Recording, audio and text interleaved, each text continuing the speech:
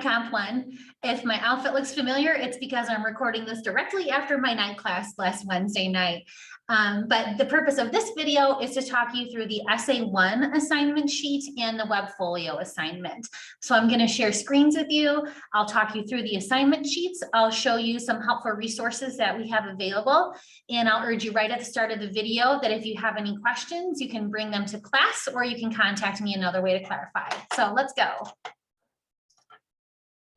So this is the Essay One assignment. You can find the link to the assignment a few places in Blackboard, but I was able to jump to it right from the syllabus. So if you're looking for the assignment sheet, that's one way to find it. And this is your first assignment for Comp One, so get excited. So this is a new assignment for me this semester, and I'm really excited to share it with you folks because I wanted to think about creating an essay assignment that was a narrative essay that would actually be like really useful and practical writing for you guys. And what I came up with was a personal statement. So what I will do is I'll read through the assignment sheet with you and just give you some more details and examples as I talk. So generally, a personal statement asks you to respond to a specific prompt, and it often asks you to describe a significant life event, a personality trait, or a goal or a principle that motivates you or inspires you. So many colleges and universities ask for a personal essay statement for students who are applying for admission or to transfer or for scholarships. Even if they're not oriented for college purposes, many job interview processes also include similar questions. So a personal statement is essentially a narrative essay that has a focus on the writer's own personal life. So in this assignment, I'm going to ask you to write a personal statement inspired by one of the prompts that I have given you.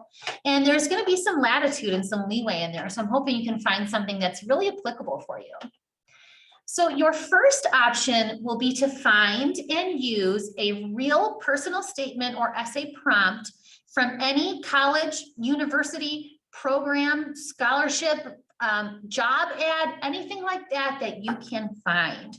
What you will need to make sure though is that I have a particular length requirement for my assignment that might differ from that prompt that you look at. So whatever their length requirement says, throw it away and you're going to be using my length requirement. Okay, so just keep that in mind. IVCC itself does offer many foundation scholarships, and they will be accepting applications for those scholarships beginning in December of this semester. So I strongly urge you guys to write an IVCC Foundation Scholarship essay. It might be the general essay prompt, or there are several like particular scholarships that I have listed here that also require an essay. So if you click the link that I give you here, it will take you to the Foundations page where you can find the information and the prompts for different scholarships and different essays, okay? So for example, if you wanted to write the general IVCC Foundation Scholarship essay, we have the guidelines right here, and you'll see that it gives you 3 items to address in the essay. So this particular prompt asks you about your educational and professional goals, your involvement and your community service, and your financial need and special circumstances. So I strongly urge you all to write that essay and then to apply for those scholarships.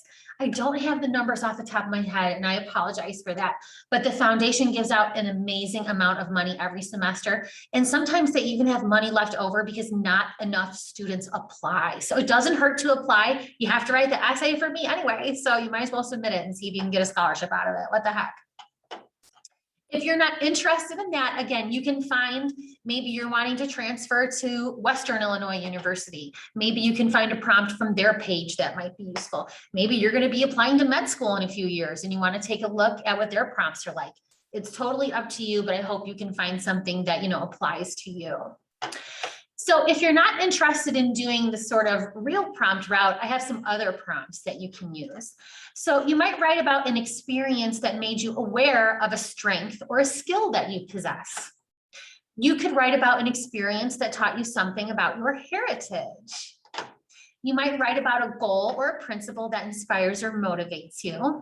Or you might write about a significant life event that taught you an important lesson. And again, these are all examples of the types of personal statement prompts you would see when applying to different places. So as you write, you should consider capturing the reader's attention with a strong opening, with vivid details. You'll probably want to follow chronological order and then link back to the prompt in your conclusion. Of course, you want to stay aware of your tone while you're writing. So one of the challenges that students often face with personal statements is oversharing, right? You've got to strike that balance between expressing what you want to express and letting the committee, or in this case, your teacher, know of any hardships or needs that you may have, things like that. But there's like a fine line to walk between giving needed information and maybe giving information that's a little too intimate or maybe inappropriate.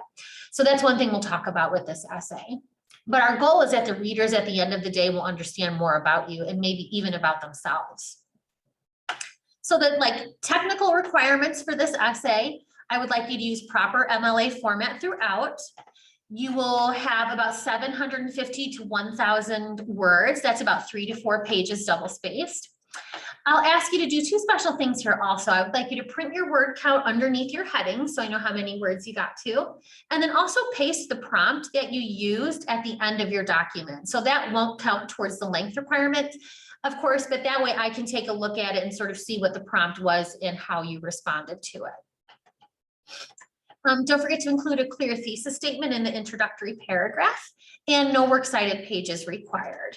And right now, if you're feeling a little lost, like, wait, I don't know what MLA format means, I'm not really too sure what a thesis statement is, that's okay. We'll be covering that in the weeks coming up, okay? So audience and style is me and your fellow classmates. We're going to use first or third person narration, but you should be consistent. So if you're writing in that I, me, my first person, stick with that. If you're writing in a more general third person, they, you want to stick with that throughout the whole time. Now, I'm going to try to break you out of the 5-paragraph mold this semester. I want us to explode that and go beyond it. But you should have at least those 5 paragraphs in every essay that you submit this semester. So the intro, the 3 body paragraphs, and the conclusion.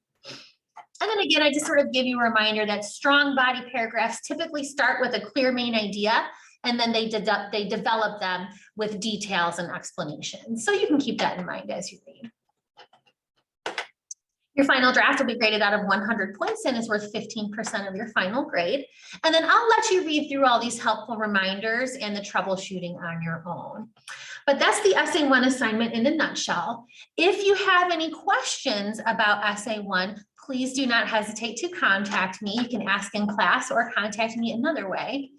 And the due date for Essay One, as I glance at the course calendar to remind myself, is going to be September 17th by 11:59 p.m. So you'll notice that I have extended that due date a little bit to give you some more hours to write and revise before you hand it in. So if you wanted to pause the video right here, that might be a good idea. And then I will transition to talk about the Webfolio assignment. All right, so if you had to take a break from listening to me, hopefully you are back. And what I have opened up now is the Webfolio assignment. And again, I have a link right from your syllabus where you can find that. So I think what would be the most helpful for the Webfolio assignment is to actually show you an example of what I'm talking about. I think the assignment sheet itself can look and feel a little bit overwhelming, but once you see what we're actually up to, most students I think are going to say, oh, that looks kind of cool, and I can do that. So Webfolio stands for a web-based portfolio, and that's what you're going to be creating for your sort of semester-long project in Comp 1. Now, the assignment sheet I gave you gives you several student examples. They all gave me permission to share them with you. And this is from a student I had last year, as you can see, Kenzie Coleman, who I had in fall 2020. So the Webfolio is going to have several different parts. As you can see, the home page sort of features an introduction about the writer. It gives you a little bit of background about her. And it tells you sort of how to navigate her Webfolio. Now, is yours going to look exactly like this? No, you might not include personal pictures. You might not include your hobbies. It's going to be up to you how you design it, as long as you include all those required elements. So as you can see over here, Kenzie also included a page about Unit 1, the narrative essay with some beautiful photographs. She included Unit 2, which for their class was a definition essay. For our class, we'll be doing comparison and contrast. And then that Unit 3 argument essay, which we're calling the research paper in this class. So I would urge you to take a moment and just sort of explore some of these example Webfolios that students provided. I think they'll give you a lot of inspiration for what your own project might look like, and actually just sort of show you what it is that we're up to. So now that you have a preview of what they look like, let's take a look at the assignment sheet itself. So as I mentioned, portfolios are a really fantastic way not only to assess student work, but for us as writers to be able to assess our own work. It can be really astonishing to look back at how far you've come in just one semester. And every semester I teach this project, I have students who report exactly that to me. It's really kind of a cool thing to look back and reflect over. It also allows you to harness the power of the online environment. We have so many writing tools available to us now, and this idea that all formal writing happens in an essay is majorly outdated, and it's not really relevant anymore. And it's important for you all to know how to write for the web. So in my class, we're not just talking about how to write for print essays, printed things. We're also going to talk about writing for the web because it is different. So what you'll be doing as far as the project description here is you're going to create a Google site. And when you're ready to do that, we'll take time in class to do this, but if you're tackling it on your own, I would like you to use the student portfolio template that is available in the template gallery under the education heading. And I have a separate video tutorial that I will share with you that shows you exactly how to go about doing this. Okay. Now, the Webfolio has to include certain required elements, and I list those very clearly below, but I strongly encourage you to go beyond that basic template of that format. You can add pages, you can delete content areas, as long as you are keeping in mind all the principles that we're going to talk about in class, as far as navigating the web and as far as writing for the web, okay? I also want to encourage you, and will be encouraging you throughout the whole semester, to work on your Webfolio throughout the semester. This is not one of those projects that you want to leave until the last minute and try to finish it in 1 or 2 nights before it's due. No bueno, okay? This is something you're not going to want to procrastinate on because you're going to really regret it, I think. So I'll give you timely reminders throughout the semester and even time in class to be working on your Webfolio. So please do notice throughout the assignment sheet, I have a ton of links to try to make this process easier for you. Again, if you're not familiar with Google Sites, we have a link to the Webfolio tutorial here. That's another YouTube video on my channel that talks all about how to sign up for your Google page and how to get it going. I also have linked to more reader-friendly tutorials. So if you're not wanting to sit through the video, there's like ones that you can read, and some students might prefer that. Okay, so here are all those student samples I mentioned at. All these students got A's on their projects, and you'll notice that they're all quite different. So I hope that you're excited to sort of exercise your creative wings a little bit for this project. So here are the required elements. These are the minimum things that you have to have on the site. And again, I'm going to encourage you to go beyond these things. So I have an example template that you can take a look at that will sort of give you a blank slate to work from. But here's our requirements. So the first one is an about me area. So to tell us anything about you that you think, would be helpful for us to know.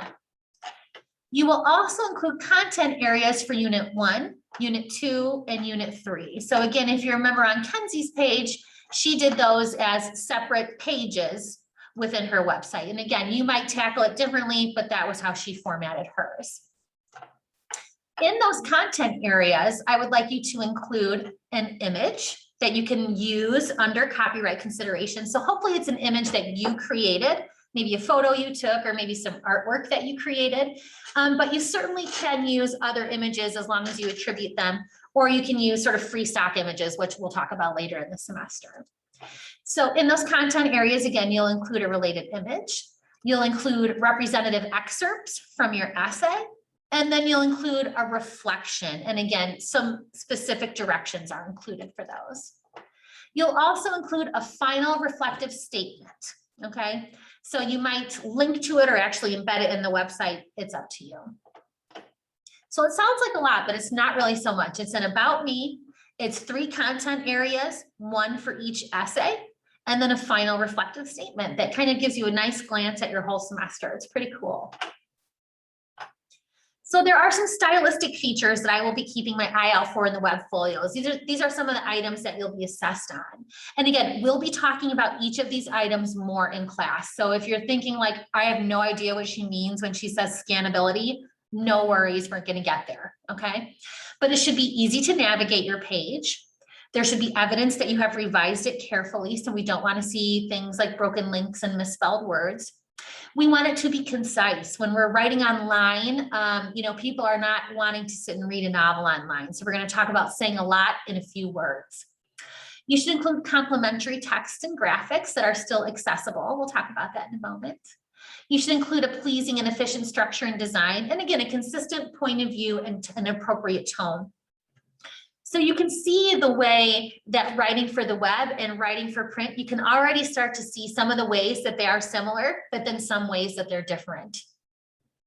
Oh, the last thing I'll mention is thinking about accessibility considerations for your web page. So again, like for people who have disabilities, right? Now, the good thing is that Google Sites does a fabulous job making things accessible in the first place. So we shouldn't have to worry about it too much, but it's certainly something that we want to keep in mind. Again, we want you to go beyond what is shown in the template. So you can add content areas. We want the page to reflect something about you in its style and in its design. So you can insert, you can link, you can embed, you can add any creative content that you see fit. Now, in order to make sure that that creative content is appropriate, I'll ask you to follow the SOAP guidelines that we'll read about this semester. Remember your subject, remember your occasion, remember your audience, and remember your purpose. And if you're able to keep your subject, occasion, audience, and purpose in mind, you're probably going to be able to choose some really great additions for your web page. And then I give a couple prompts that you can read through on your own that might help you sort of enhance your web page. Okay, I think one of the last things I need to mention about the Webfolio project are the unit reflections. So again, you might remember at the top of the assignment sheet, I mentioned that in each content area for the essays, you'll include a reflection. At the end of the document is where you will find the instructions for those reflections. So for example, after unit 1, after you write your first essay and you hand it in and you've gotten it all finished, that's a great time to sit down and write a reflection about your experience for that unit. And again, you're going to write about 250 words. And I give you some questions and prompts to sort of consider that might help spark that reflection. And trust, this is not just busy work. As a writing teacher, the studies and the literature show us that when we ask students and when we ask writers to stop and consider their process, to engage in what we call metacognition, to think about how they think, they tend to get better results and become better writers. So if you're able to complete those reflections at the end of each unit, you're going to get much more out of it than if you leave all 3 or 4 of them for the end of the semester and have to write them all at once. So again, I'll urge you not to procrastinate. I myself tend to be a procrastinator, so I know the struggle if you deal with that too. But try to fight it off for this project. The rest of this, I'll let you read through on your own. I just remind you about sort of audience and style considerations. I remind you that the Webfolio is worth 20% of your final grade. And I did want to mention too that when the Webfolio is due, which is at the end of the semester, let me remind myself the exact date here. It's going to be due December 8th. After December 8th, you can no longer edit that Webfolio. That needs to be in its final form, okay? And one final reminder I'll give you is that this is not a project you want to leave until the last minute, because if there's some kind of problem with your Google site or with your images or whatever's been going on, you want to leave yourself plenty of time to rectify it. So you're not emailing me the night it's due or the day before saying, I don't know how to make a Google site, because at that point it's going to be too late, okay? Now, when you look at the Webfolio tutorial, and when we talk about this in class, I'm going to keep emphasizing this to you. But one thing I really want to remind everybody about working with Google Sites is that all your changes will be saved, just like in a Google Doc. If you make a change, it sort of automatically saves it. It does the same thing for Google Sites. The difference is Those changes are saved, but they are not published live to your web page until you publish them. So all changes are saved, but don't forget when you make a change to then hit publish at the end to make sure that it goes live on the web. And again, we'll be talking about all this Webfolio and Google Site stuff in class, but I just like to get that reminder out there right away. Okay, so that was a lot. That was the Essay One assignment and the Webfolio assignment. Again, if you have any questions, please feel free to contact me via email or Zoom in or stop in class or chat with me during office hours. Otherwise, I will look forward to talking with you guys more. So see you soon. Bye-bye.